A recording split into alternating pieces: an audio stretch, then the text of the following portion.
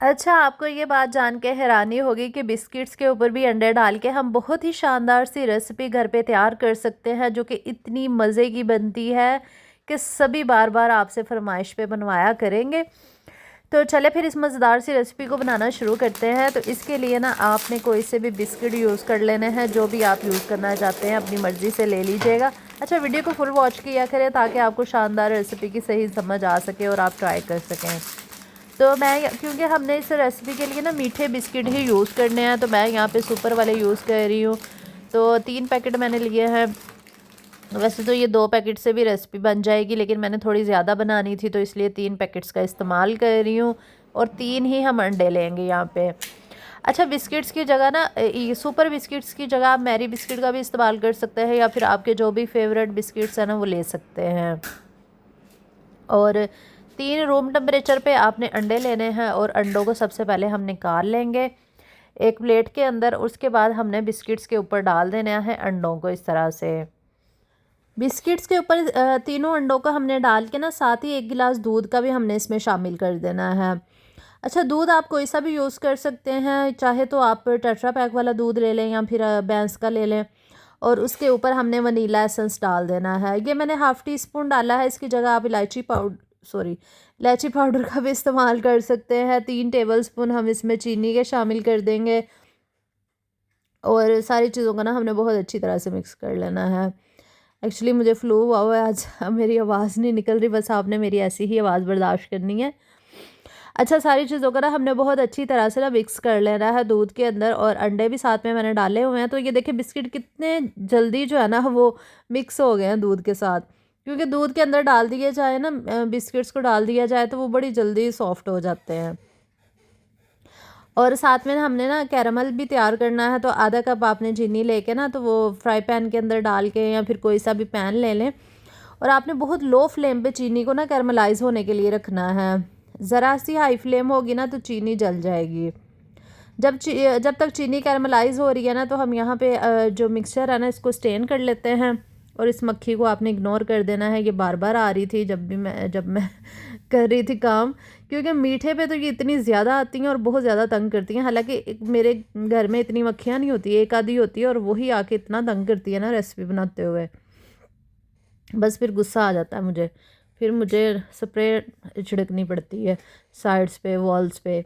अच्छा, उसके बाद जो है यहाँ पे मिक्सचर को मैंने स्टेन कर लिया था, और चीनी यहाँ पे ना कैरमलाइज़ होना शुरू हो गई थी, यानी कि मेल्ट होना शुरू हो गई है। हालांकि मैंने बहुत लो फ्लेम की है, ये देखिए फिर भी आग यहाँ पे ना धुआं सा निकल रहा है। क्योंकि चीनी को जब हम लो फ्लेम पे कैरमलाइज़ करते हैं ना तो वो सही कैरमल बन जाता है। ये देखिए मैंने लो फ्लेम पे ही किया हुआ था, लेकिन फिर भी थोड़ी सी डार्क हो गई है।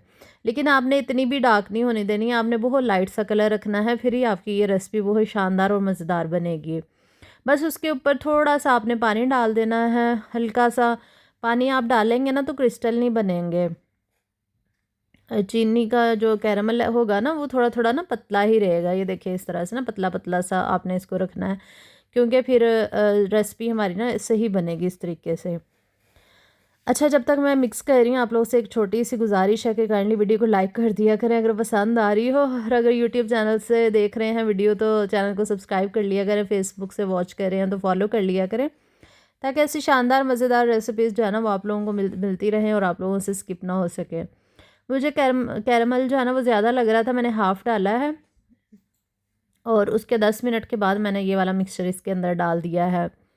अच्छा, ये देखिए कितना स्मूथ है, इसमें कोई लम्स नहीं है, कोई गुठली नहीं है। आप चाहें तो ब्लेंड भी कर सकते हैं मिक्सचर को, अगर आपसे हैंड विस्क के साथ सही ब्लेंड नहीं ना हो रहा तो आप इसको उसमें डाल के भी कर सकते हैं ब्लेंडर में।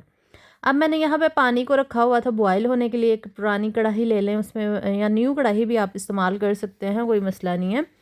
उसके अंदर पानी डाल के ना आपने पानी को सबसे पहले बॉयल करना है। अच्छा, जब पानी बॉयल हो जाएगा ना और आपको लगे कि पानी बॉयल हो गया है, फिर आपने स्टैंड रखना है और उसके ऊपर आपने ये मिक्सचर रख देना है, और उसके ऊपर ना आपने प्लेट रख देनी है। इसको कवर करना लाजमी है, अगर आप कवर नहीं ना करेंगे तो इसके अंदर ना पानी चला जाता है, जो बिल्कुल अच्छा नहीं लगेगा। बस इसको कवर कर देते हैं 25 से 30 मिनट के लिए। अच्छा, इसको केक की तरह ही बनाया जाता है इस रेसिपी को। अगर आपके पास ओवन है तो आप ओवन में भी बना सकते हैं, लेकिन हर घर में ओवन नहीं होता, तो इसलिए मेरी कोशिश होती है कि बगैर ओवन के ही आप लोगों को रेसिपी सिखाई जाएँ। 25 मिनट के बाद ना मैंने टूथपिक के साथ इसको चेक किया था कि ये कच्ची तो नहीं है, तो मुझे तो यहाँ पे फुल कुक नज़र आ रही थी, और जो टूथपिक से थी ना वो भी बिल्कुल साफ़ ही वापस आई थी, तो इसलिए फिर मैंने फ्लेम को ऑफ़ कर दिया।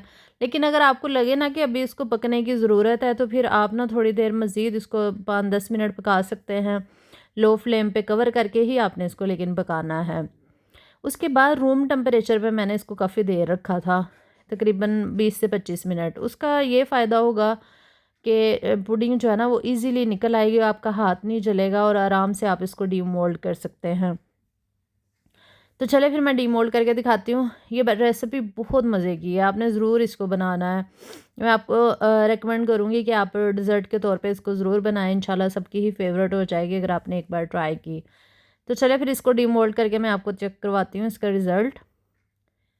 तो इसको उल्टा करके ना ऐसे निकाल लेना है। अच्छा, कुछ लोग ये रेसिपी बनाते हैं ना, वो कहते हैं कि हमारा तो कैरेमल ही नहीं बचता, वो चिपक जाता है, ये होता है, वो होता है। तो छोटी-छोटी टिप्स को भी फ़ॉलो किया करें ना। जैसे कि मैंने आपको बताया कि जब आपने चीनी को मेल्ट करना है तो आपने पानी का छींटा लगाना है। फिर आपका कैरेमल चिपचिपा नहीं होगा, फिर वो पतला-पतला ऐसे ही निकलेगा जैसे मैं बनाया ना। मैंने फ़र्स्ट टाइम यकीन करें जब ये पुडिंग की रेसिपी बनाई थी ना, मैंने और भी बहुत सारी बनाई हैं। तो मेरी तो फर्स्ट टाइम में ही बहुत शानदार बनी थी। हर दफ़ा ही मेरी सही बनती है। इस दफ़ा ये हुआ थोड़ा-सा कि चीनी जो है ना वो थोड़ी-सी डार्क हो गई थी मुझसे, वरना और कोई भी इस रेसिपी में इश्यू नहीं आया, बहुत अच्छी बनी फिर भी।